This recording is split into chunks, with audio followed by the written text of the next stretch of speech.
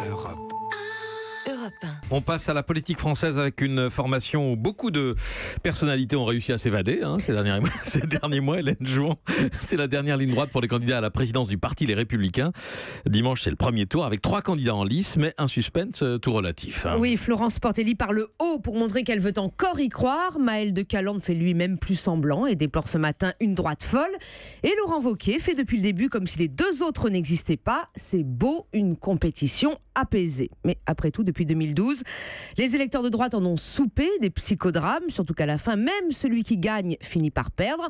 Alors autant que cette fois ça se passe bien, et normalement lundi prochain, Laurent Wauquiez vivra le premier jour du reste de sa vie. Et il aura quelques défis à relever. Mais s'il a pris le temps de lire le récent ouvrage de l'ex-directeur de campagne de François Fillon, Déflagration, Laurent Wauquiez doit se dire que c'est une tâche herculéenne qui l'attend. Patrick Stefanini explique que la droite n'est pas seulement défaite à l'issue du désastre sans précédent de la présidentielle, elle est brisée. Brisée politiquement, ayant échoué à séduire le centre et perdu la bataille des classes moyennes, brisée humainement, avec des haines recuites qui continuent pourtant de mijoter, brisée idéologiquement, depuis qu'Emmanuel Macron et son gouvernement ont inscrit à leur ordre du jour nombre de points de son propre programme, de la simplification du Code du travail à l'unification des régimes de retraite, en passant par la valorisation et la récompense de l'effort personnel. Diagnostic accablant, mais qui pourrait inspirer l'action du futur dirigeant des Républicains. Jusque-là, Laurent Wauquiez a installé le clivage avec Macron et les adhérents de LR, mais combien d'ailleurs seront-ils à aller voter dimanche, lui en savent gré. Jusque-là, il a flatté cet électorat de classe moyenne, loin des grandes villes, et de retraités qui ne se reconnaissent pas dans Emmanuel Macron. Jusque-là, il a assumé l'enracinement, l'identité, comme les 2 mamelles nourricières de sa famille, réduisant à une feuille de papier à cigarette ce qu'il sépare du Front National. Jusque-là, il a balancé haut et fort quelques contre-vérités criantes, mais tellement haut et tellement fort qu'il les tenait peut-être lui-même pour vraies.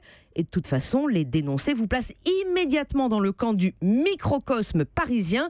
Et le microcosme parisien, c'est le point Godwin de Wauquiez.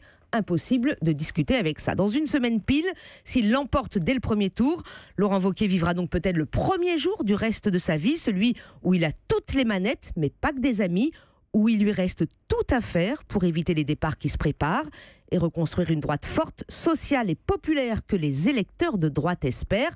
Parce qu'en attendant, ce sont eux, ces sympathisants de droite, qui boostent le rebond de popularité d'Emmanuel Macron dans les derniers sondages. Hélène Jouan. Vincent ?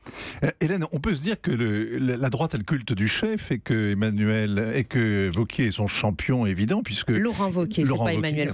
Et Laurent Wauquiez est son champion naturel, quel lapsus, parce qu'il est détesté par le microcosme, par la gauche, par les journalistes. Mais qu'est-ce qu'il faudrait pour qu'il soit bien élu ? Bien élu, il faudrait qu'il y ait une forte participation, et ça, c'est pas joué. Il y avait eu 158 000 votants lors de la dernière présidentielle aux Républicains. Aujourd'hui, la dernière consultation donne une consultation à 49 500 adhérents. Donc, il espère évidemment une participation au moins à 50 000, mais ça fera pas beaucoup quand même. Europe 1.